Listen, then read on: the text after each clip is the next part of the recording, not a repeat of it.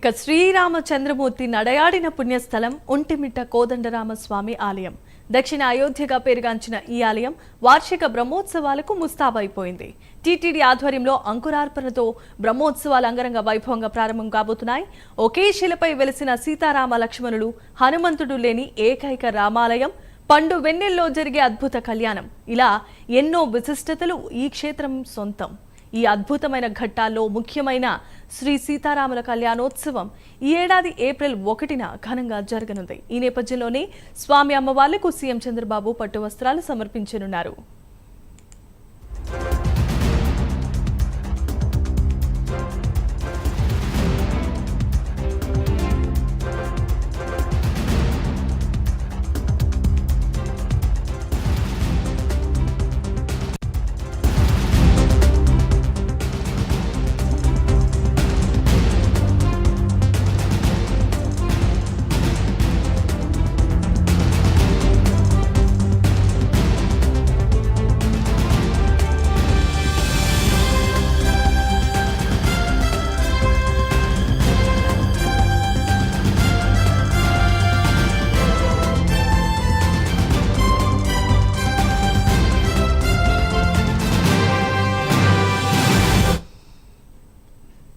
ఇక కడప చెన్నై ప్రధాన రహదారిపై కడపకు కేవలం 25 కిలోమీటర్ల దూరంలో ఉన్న ఒంటిమిట్ట కోదండరామాలయం భక్తజన హృదయాలను అలరిస్తోంది.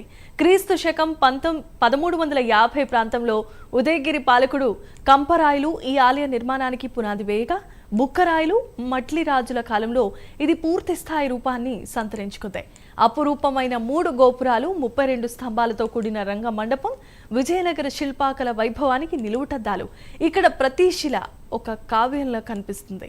రామాయణ, భారత గాథలను కళ్లకు కట్టినట్లు వివరించే ఈ శిల్ప సంపద పర్యాటకులను మంత్రముగ్ధులను చేస్తోంది. ముఖ్యంగా ఒకే రాతిపై సీతారామ లక్ష్మణుల విగ్రహాలు చెక్కబడి ఉండటం వల్ల దీనికి ఏకశిల నగరం అనే పేరు కూడా వచ్చింది. దేశంలో ఎక్కడా లేని విధంగా ఇక్కడ హనుమంతుడు లేని రామాలయాన్ని మనం ఇప్పుడు చూడొచ్చు. పురాణ కాలంలో జాంబవంతుడు ఈ విగ్రహాలను ప్రతిష్ఠించాడని ఇక్కడ శాసనాలే చెబుతున్నాయి. చారిత్రాత్మకమైన సాక్ష్యాలు, ఆధ్యాత్మిక పరిమళాలు కలగలిసిన ఈ పుణ్యక్షేత్రం నేడు లక్షలాది మంది భక్తులకు కొంగు బంగారమై విరాజిల్లుతోంది.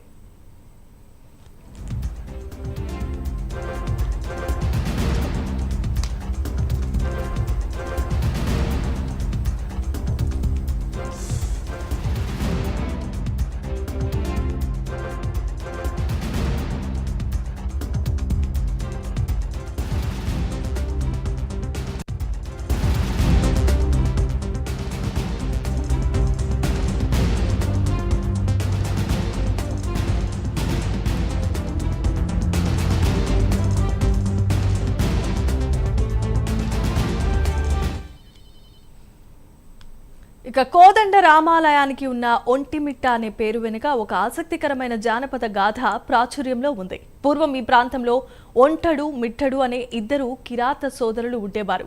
వేటపై జీవనాన్ని కొనసాగించేవారు. అడవికి వచ్చిన కంపరాయల పరివారానికి శ్రీరాముడు సృష్టించిన నీటితో దప్పిక తీర్చారట. వారి భక్తికి మెచ్చిన కంపరాయలు వారి కోరిక మేరకే ఈ ఆలయాన్ని నిర్మించి వారి పేరు మీదనే ఈ గ్రామానికి ఒంటిమిట్ట అనే నామకరణం చేశారని ప్రతీతి. ఇక త్రేతాయుగంలో శ్రీరామచంద్రుడు అరణ్యవాస సమయంలో ఇక్కడకు వచ్చినట్లు కూడా పురాణాలు చెబుతున్నాయి. అంతేకాదు, అలసిపోయిన సీతాదేవి దాహాన్ని తీర్చడం కోసం రాముడు భూమిలోకి బాణాన్ని సంధించగా పాతాళగంగ ఉద్భవించింది. అదే సమయంలో లక్ష్మణుడు కూడా తన బాణంతో మరో జలధారను సృష్టించాడు. అప్పటి నుంచి ఈ ప్రాంతంలో రామలక్ష్మణ తీర్థాలు వెలిశాయని భక్తుల విశ్వాసం. ఇక రామ, రఘురామ అనే భక్తితో పిలిస్తే ఓ అని పలికే కరుణామయుడు ఇక్కడి కోదండపాణి. అందుకే పోతన లాంటి మహాకవులు సైతం తన భాగవతాన్ని ఈ స్వామికి అంకితమిచ్చి ధన్యులయ్యారు. ఇక్కడ ప్రతి అడుగులోనూ రామకథ అనుభూతిని కలిగిస్తుంది. సాధారణంగా భారతదేశంలో ఏ రామాలయంలోనైనా శ్రీరామనవమి రోజునే పగలు కళ్యాణం జరుగుతుంది. కానీ ఒంటిమిట్ట విశిష్టతే వేరు.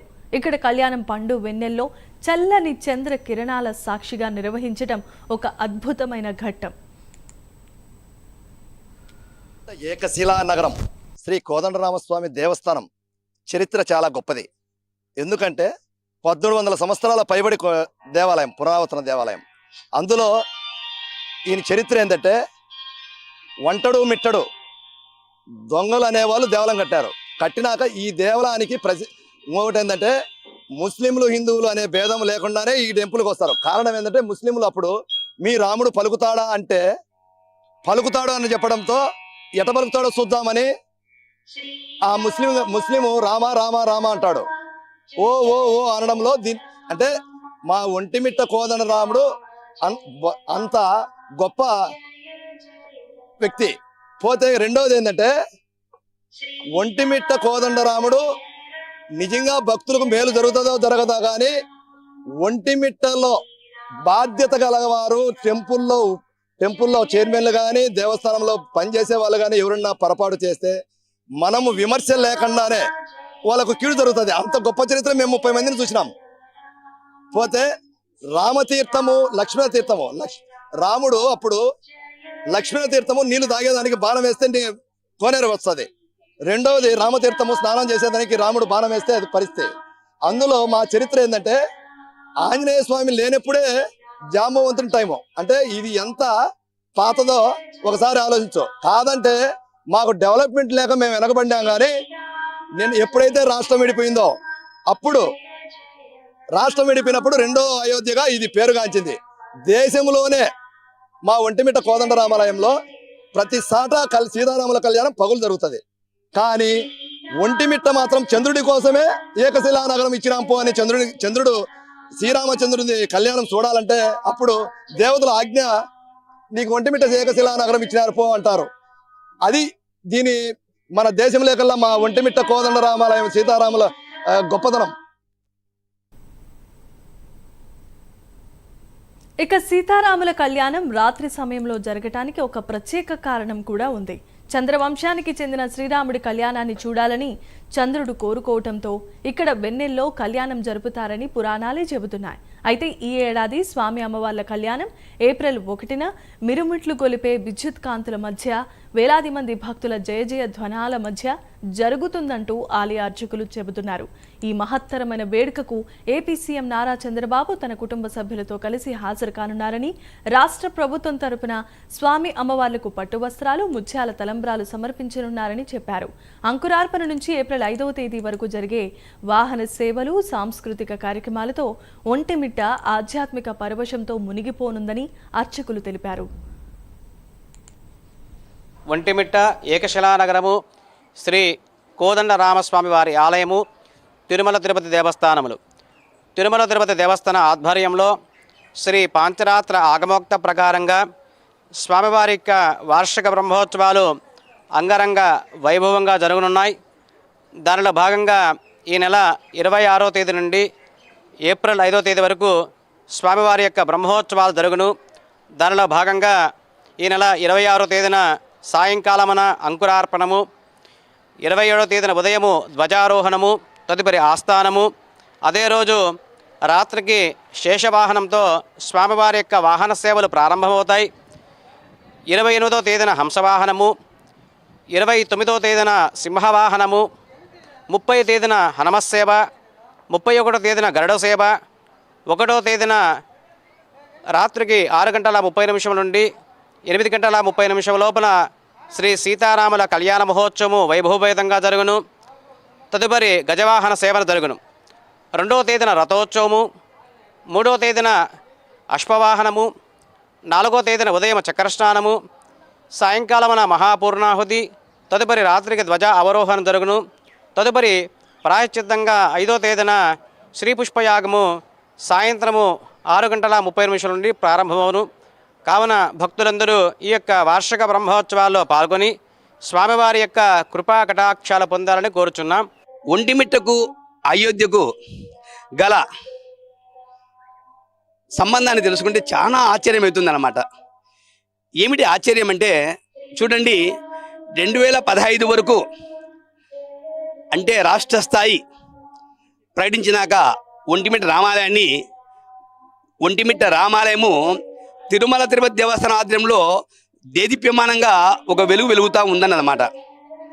అదేవిధంగా 5 చూసుకోండి, 2015 ముందు వరకు కానీ అది కోర్టులోనే ఉంటూ పెండింగ్లో. ఎప్పుడైతే ఒంటిమిట్ట రామాలయము మన స్టేట్ ఫెస్టివల్ అయిందో అప్పుడు అయోధ్యకు కోర్టు తీర్పు అనుకూలంగా రావడము, రామాలను నిర్మించడము, పూజా కైంకర్యాలు నిర్వహించడం చూస్తుంటే నిజంగా ఒంటిమిట్ట రామునికి అయోధ్య రామునికి సంబంధం బాగా మనకు గోచరిస్తూ ఉంది. అదొకటి. రెండు ఎత్తుకున్నా కానీ పూర్వకాలంలో కేంద్ర పురావస్తు శాఖ ఆధ్వర్యంలో ఎన్నో రామాలు ఉన్నాయి, కానీ ఒంటిమిట్ట రామాలయం ఉంది, అయోధ్య రామాలయం ఉంది. కేంద్ర పురావస్తు శాఖ ఆర్కియాలజీ సర్వే ఆఫ్ ఇండియా కాబట్టి అభినాభావ సంబంధం ఉంది. కాబట్టి ఒంటిమిట్టకు అయోధ్యకు ఒంటిమిట్టకు రైలు వేయాలని, రైలు ద్వారా మనకు ఈ రైలు వేయడం ద్వారా మనకు నార్త్ నుంచి సౌత్కు, సౌత్ నుంచి నార్త్కు, అంటే ఉత్తరము దక్షిణము, అంటే ఉత్తరాయోధ్య దక్షిణాయోధ్య అన్నట్టుగా ద్వితీయ అన్నట్టుగా అక్కడి యొక్క నార్త్ భారత యొక్క ఆచార విహారాలు కట్టుబాట్లు మనకు తెలుస్తాయి. మన ఆచార విహారాలు కట్టుబాటు వాళ్ళకు తెలియడం అయితేనేమి. అదే కాకుండా రైలు వేయడం ద్వారా రైల్లో ఒక్కసారిగా 10,000 మంది దిగుతారన్నమాట. దిగి ఒంటిమిట్ట రామాన్ని దర్శించుకొని ఇక్కడ అన్ని అకామిడేషన్ రూములు, తిరుమల దేవస్థానం అకామిడేషన్ రూములు ఉన్నాయి, ప్రైవేట్ రూములు ఉన్నాయి. ఇక బ్రహ్మోత్సవాల నేపథ్యంలో తిరుమల తిరుపతి దేవస్థానం యుద్ధ ప్రాతిపదికన ఏర్పాట్లను పూర్తి చేసింది. ఈ ఏడాది సుమారు 2 నుండి 3 లక్షల మంది భక్తులు కళ్యాణానికి వస్తారని అంచనా వేస్తున్నారు. భక్తులకు ఎటువంటి ఇబ్బంది కలగకుండా చలువ పందిళ్లు, త్రాగునీరు, అన్నప్రసాద వితరణకు అన్ని ఏర్పాట్లు చేశారు. కళ్యాణం జరిగే ప్రాంగణాన్ని సర్వంగా సుందరంగా తీర్చిదిద్దుతున్నారు. అలాగే ట్రాఫిక్ ఇబ్బందులు లేకుండా కడప పోలీసులు భారీ బందోబస్తును ఏర్పాటు చేశారు. ఆలయ పరిసరాలలో విద్యుత్ కాంతులు జిగేల్మంటున్నాయి. భక్తుల సౌకర్యార్థం ప్రత్యేకమైన బస్సులను కూడా నడిపిస్తున్నారు. ఆధ్యాత్మికత, చారిత్రక ప్రాధాన్యం కలిగిన ఈ బ్రహ్మోత్సవాలు రాష్ట్రానికే ఒక తలమానికం. రామనామ స్మరణతో మారుమ్రోగుతున్న ఏకశిలా నగరం భక్తకోటిని సాదరంగా ఆహ్వానిస్తోంది. ఆ కోదండరాముడి కృపా కటాక్షాల కోసం యావత్ ఆంధ్రప్రదేశ్ ఒంటిమిట్ట వైపు చూస్తోంది.